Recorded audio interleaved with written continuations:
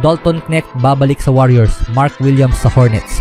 Mas lumakas ang depensa ng Clippers dahil kay Simmons, at Curry at Butler pareho ang naramdaman sa unang pagsasama. Ngunit bago ang lahat, kung gusto nyo ng matibay na running shoes, mabibili na sa Shopee para may COD. I-click lang ang link sa comment section. Ang trade ng Los Angeles Lakers para kay center Mark Williams ang kanilang pangalawang pinakamalaking hakbang sa NBA trade deadline pagkatapos ng kanilang blockbuster trade para kay Luka Doncic ay binaligtad ayon sa anunsyo ng team noong linggo. Iniulat ng Los Angeles Times na ang pagkabigo sa pisikal ni Williams ang naging dahilan kaya binaligtad ng Lakers ang trade. Ang deal sa pagkuha kay Williams ay nagpadala kay rookie Dalton Knecht at forward Cam Reddish sa Charlotte Hornets kasama na ang isang 2031 unprotected first round pick and one 2030 pick swap.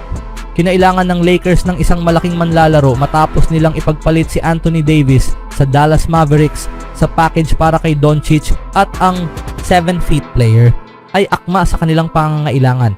Si Williams ay tumugma sa profile ng klaseng center na sinabi ni Doncic na gusto niyang makalaro, isang mobile big man na kayang mag-set ng screens, magbigay ng espasyo at makapag-catch ng lob passes sa opensa.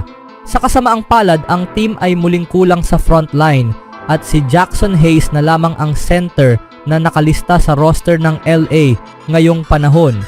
Si Williams ay nalimitahan sa 23 laro ngayong season dahil sa injury sa paa na nagpatigil sa kanya ng 20 laro. Ang mga injury ay naging issue para sa kanya sa buong 3 taon niya sa NBA, kabilang ang mga problema sa kanyang kaliwang bukong-bukong, right thumb at likod. Karaniwan kapag binaligtad ang mga trade na ganito dahil ito sa hindi pagpasa ng pisikal ng isa sa mga manlalaro na kasama sa trade.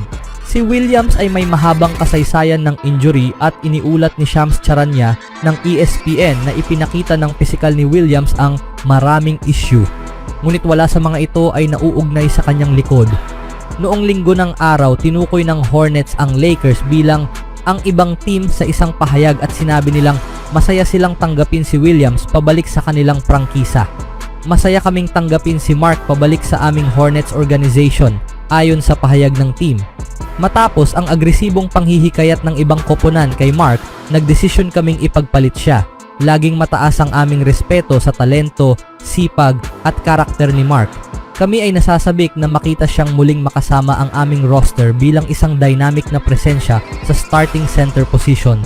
Ang kanyang pagbabalik ay nagpapalakas sa aming koponan at inaasahan namin ang epekto na magagawa niya sa loob at labas ng court. Hindi na maaring baguhin ang trade dahil lumampas na ang NBA trade deadline noong Biyernes. Bago iyon, may mga deal na binago kapag nagbago ang mga kondisyon o nagkaroon ng bagong impormasyon, tulad ng nang idagdag ng Philadelphia 76ers ang isang second round pick kasama si Caleb Martin sa kanilang deal sa Mavericks. Ngunit ngayon, babalik si Knecht at Reddish sa LA, alam na ang team ay pinili silang i-trade. Gayunpaman, ang rotation ng mga big man player ng team ay mukhang mahirap na para sa layunin ni Doncic ngayon na babalik si Williams sa Charlotte. Kumuha rin ng Hornets ng center na si Jusuf Nurkic para palitan si Williams. Ang 2031 first rounder ay babalik din sa Lakers at ang 2030 pick swap ay mawawala. Ano sa tingin nyo dito mga kaibigan? Sa ibang balita naman, si Ben Simmons ay sasali sa isang contender sa Western Conference matapos siyang palayain ng Brooklyn Nets.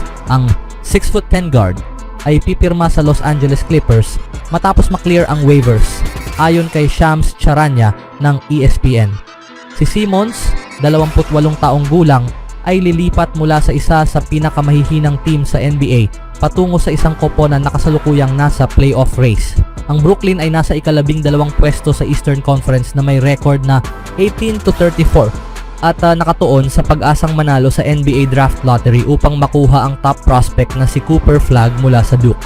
Samantala, ang Clippers ay may record na 28-23 at kasalukuyang nasa ika-7 seed sa Western Conference, bahagi ng play-in mix. Makakasama ni Simmons sa lineup ng Clippers ang mga star na sina James Harden, Kawhi Leonard at Norman Powell. Bukod sa Clippers, nagpakita rin ng interes ang Cleveland Cavaliers at Houston Rockets sa 7 taong veterano. Siya ay magiging isang free agent pagkatapos ng season. Si Simmons ay lilipat sa ikatlong team ng kanyang karera matapos siyang piliin ng Philadelphia Sixers bilang number 1st overall pick in 2016 NBA draft from LSU. Sa kabila ng pagkakaroon ng guard skills sa katawan ng isang forward at isang All-American freshman season sa Baton Rouge, hindi siya kailanman naging superstar na inaasahan ng marami mula sa kanya noong kolehiyo. Hindi naglaro si Simmons noong 2021-22 season dahil sa injury at mga alalahanin tungkol sa kanyang mental toughness matapos niyang ipasa ang isang potensyal na game-winning shot na malamang ay isang dunk sa Game 7 playoffs versus Atlanta Hawks. Dahil dito nagduda si head coach Doc Rivers kung kaya ba ni Simmons na maging isang point guard sa isang championship team. Matapos nito, tumanggi ng lumaro si Simmons bilang paraan upang pilitin ang isang trade. Si Simmons ay na-trade sa Nets sa sumunod na season kapalit ni James Harden. Hindi siya nakapaglaro dahil sa back injury na kalaunan ay kinailangang operahan. Sumailalim din si Simmons sa pangalawang back surgery noong nakaraang season. Matapos lumipas ang trade deadline, nag-usap kami at pareho naming napagkasunduan na hanapan ng solusyon upang bigyan si Ben ng pagkakataon na magkaroon ng bagong simula para sa kanyang sarili, ayon sa kanyang ahente na si Bernie Lee sa panayam ng New York Post. Gusto ko lang samantalahin ang pagkakataong ito upang tunay na pasalamatan si Nets GM Sean Marks, ang buong coaching staff, at ang pamunuan sa kanilang pakikipagtulungan nitong mga nakaraang season at sa walang kapantay na suporta nila kay Ben sa bawat hakbang ng kanyang paglalakbay. Muling maghaharap ang Clippers at Nets sa Brooklyn sa darating na Marso 28. Anong masasabi niyo mga kaibigan? Mapapalakas ba ni Simmons ang Clippers? Sa sumunod na balita naman, si Stephen Curry ay may mataas na pag-asa sa kanyang pakikipagpartner kay Jimmy Butler matapos lang maglaro ng isang laro kasama ang former star ng Miami Heat. Sa isang di inaasahang pangyayari, napunta si Jimmy Butler sa Golden State Warriors bilang bahagi ng isang 5-team deal upang ayusin ang kanyang hindi pagkakaunawaan sa Miami Heat. Ang pagdating ni Butler ay maituturing na isang kinakailangang tulong para sa Warriors sa gitna ng isang nakakadismayang season. Hindi na nag-aksaya ng oras ang Warriors sa pagpapakilala sa kanilang bagong bituin. Kaya naman ginawa ni Butler ang kanyang debut para sa bagong koponan laban sa Chicago Bulls. Fan na agad si Steph Curry ni Jimmy Butler matapos ang dominanteng 132-111 win for Warriors versus Bulls. Si Butler ang naging sentrong paksa ni na Stephen Curry at iba pang kasamahan. Ang baby-faced assassin ay nagbigay ng matinding papuri sa kanyang bagong kakampi at binanggit ang isang natatanging dahilan kung bakit magiging masaya siyang maglaro kasama ang dating superstar ng Heat. Siya ang eksaktong kabaligtaran kong manlalaro na medyo nakakatawa. Nag-shoot ako ng 16 na tres. Siya, isa lang. Madalas siyang napapapunta sa free throw line. Dominado ang pintura. Ako naman, dominado ang labas, ang perimeter, ani Curry. Ang ibang mga kasama namin ay gumagalaw sa paligid namin. May potensyal itong maging sobrang saya. Dagdag ng 4 na beses na NBA champion. Palaging isang volume shooter si Curry at ginagawa niya ang trabaho sa labas ng arko. Ngunit tulad ng nabanggit niya, ang kakayahan ni Butler sa loob ng paint ay nagdadagdag ng bagong dimensyon sa opensa ng Warriors na kanilang kinakailangan. Jimmy Butler at Curry binuhat ang Warriors sa ikalawang kalahati.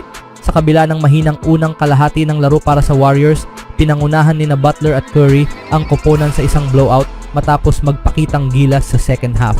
Nilampaso ng Warriors ang Bulls sa huling dalawang quarters, 77-42, upang makuha ang kanilang ika-26 na panalo ngayong season.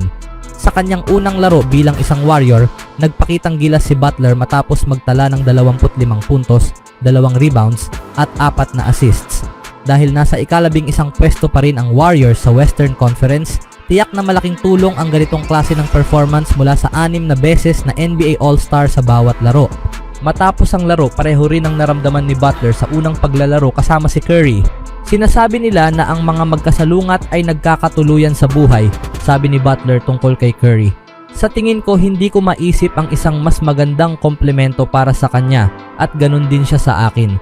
Ano sa tingin nyo sa bagong tandem na ito mga kaibigan?